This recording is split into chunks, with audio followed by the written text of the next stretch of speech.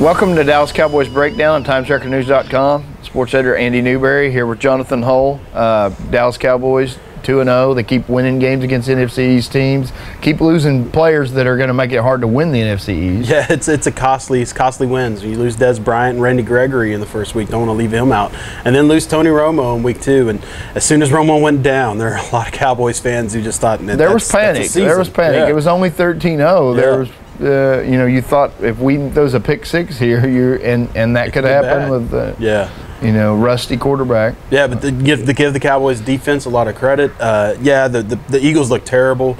You weren't sure what Sam Bradford was quite seeing out there at times, but defense was everywhere. Was great. Sean Lee he had superpowers the other day. I thought he was it was almost like he knew their playbook, where they were throwing the ball to the flat, or if he needed to go across the field to make a play. Every time. What did he make, about 13 tackles? Yeah, or so? 13 tackles, had an interception, had 2 tackles for loss. I mean, wherever the ball was, Sean Lee was there. It's like there was a magnet. And that is one thing that is going to be better about this Cowboy defense. I know Troy Aikman on the game really gave Philly a hard time for what was terrible offense, but the Cowboy defense was good too. Yeah, and Philly's got a lot of things to clean up, obviously, but they've got to learn that DeMarco Murray needs to run straight ahead, not sideline to sideline. He's a straight ahead kind of, tough runner between the tackles, and they don't use him that way. And the Cowboys were pretty motivated to stop him. They were. You even saw in garbage time on the goal line, they weren't letting him score. No, and he, I guess he got the one, but yeah, Dallas was fired up to stuff him, and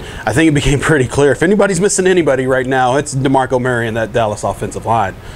Yeah, he misses them, and they, he's probably better than what they've got in there, and it was hard going. They had way too many penalties in that game, I think. But they come out, they still controlled the clock for about 40 minutes. It was still a dominant performance. They're 2-0. The bad thing is, going forward, Brandon Weeden lost his one start with Dallas last year against the Cardinals. What can he do? And I think Weeden looked really good. Coming in relief. I mean, he was 7 for 7. He threw the nice touchdown pass to Terrence Williams. Although I never understood why the Eagles were giving Terrence Williams that much room to run a slant and then just kill him. But we can just question what the Eagles were doing the entire game. But I thought Weeden looked fine coming off the bench. Now he looked good coming off the bench last year too against Washington. Yeah, and then the next week things weren't terrible. So good. The thing is, I think he has to not be too careful. I mean, they don't want him giving the game away, but I think he's got to push the ball down the field. Yeah. He did when he was at Oklahoma State. He did some to Josh Gordon when he was in Cleveland. I don't think he can just check down the whole way. I think he's got to make plays when they're there. And Terrence Williams, he can go score. Yeah, he's got the speed to get down the field. So I don't think they're terribly off with Weeden. As if the defense can put together same kind of performance, Dallas could be 3-0.